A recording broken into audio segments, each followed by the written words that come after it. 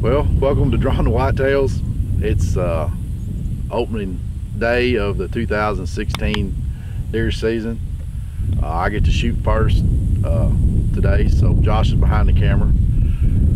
They just cut the corn here on my farm 3 days ago, and it's about the only corn around that's cut. Plus we got a fresh food plot we just put in about 2 weeks ago. It's coming up real nice. So we're gonna slip in here this afternoon, see if we can't shoot a doe. Anyways, our big bucks we had, they transitioned off my farm to the surrounding farms for their summer range, and we're just hoping they come back. We haven't really seen anything out of them yet. We're pretty confident they'll be in the area by October, November anyway.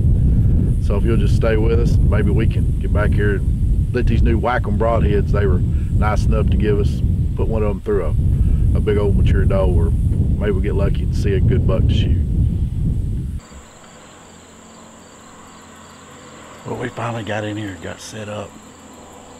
Got in here pretty smooth, really. We'd done a lot of our work back in the late winter, got a lot of this path cleared out, so we slipped in there pretty good. We already had 4 or 5 does up at the very far end of the field just come through, so we're hoping they'll slip back down here in closer to the evening time. Maybe we can shoot one of them. As you can see, this is the new addition to the food plot we've added. Really help draw them in here closer to us, get a little better shot, maybe attract them in here a little better. So but we got a good north and wind, so we fairly optimistic about whether or not we could shoot anything. But it's not always about shooting something. It's really about spending time in the outdoors and just being grateful for what we've got and our ability to be out here to do it. And y'all just stay with us and enjoy the afternoon like we are. That's right. Well, it's kind of slow right now. I can give you a brief history of this, how this spot's come around. It's really been a 3-year project.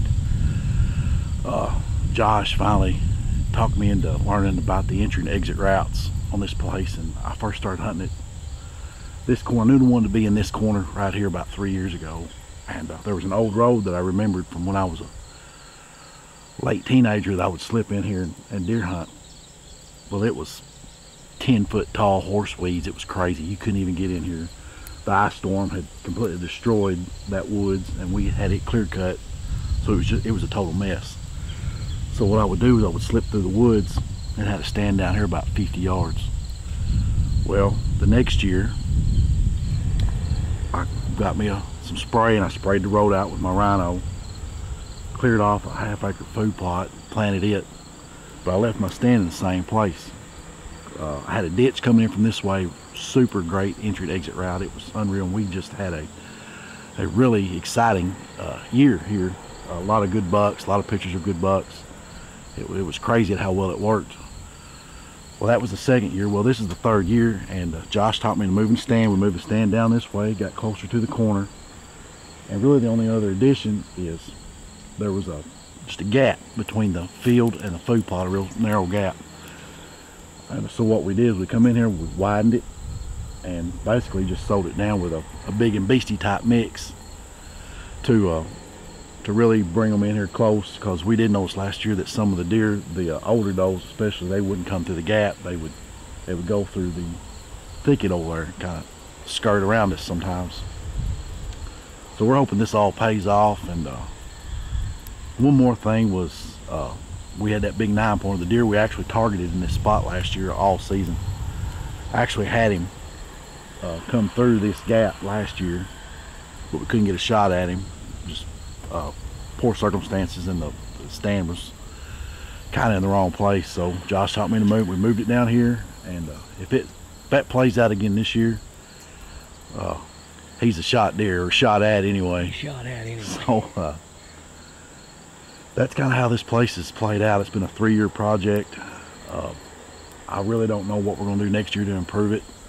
We'll talk about it, but yeah, it's come a long ways. Yeah, I think when we created this open gate here, coming through here, and the way we get in and out of here, I mean, you know, this is, yeah, it's a great spot. Yeah. Great spot. I mean, the deer can't detect you coming in and out of here. And what we've done creating these paths from the ag field to the, you know, to the bedding there. Yeah, I mean, I think it's gonna be.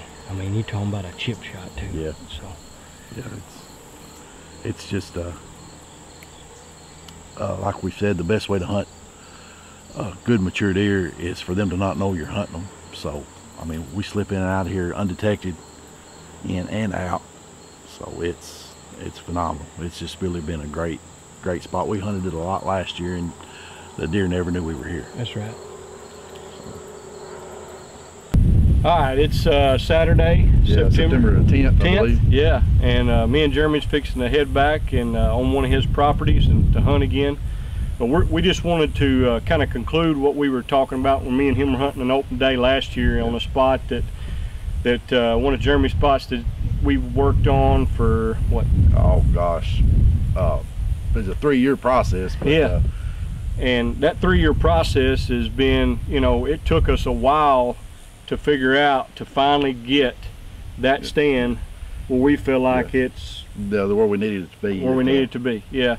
So that was just what we want to conclude on, is try to tie that story up, because, you know, it takes a while to figure out when you hunt a place, you know, exactly how the deer move and where you want to be, and it's just a process to find that out. Plus, you know, with clearing the road out, that was originally, they actually bid it on that road, but we had to have it for an access to get in there. Right. And then adding the half-acre food plot, it also changed the way they moved some up there. Yeah, it changed, and then, you know, you got all that bedding in there, and then the road just made it where just a perfect entry route, and then that ditch getting in there. So, and then getting the stand to the tree where you feel like, you know, man, this is the spot. You know, so we just want to conclude on that and show that, you know, you ain't gonna get it right the first time. No. I mean, it takes a while to learn how to hunt a farm and to get that one tree that you feel like, man, this is a killing tree right here. This is where the stand needs to be. Yeah, this is where it needs to be, and we feel like now we've got it where it needs to be. So, but anyway, that's the end of the journal for this week. It's just talking about, you know, getting a stand right and how the evolution evolves in doing that. So. But we're going to get in the stand. We're going to get out here. We had another front move through this weekend. We're going to go hunt a different spot. So we're going to tie this thing off. And remember, season never ends. Thanks for watching.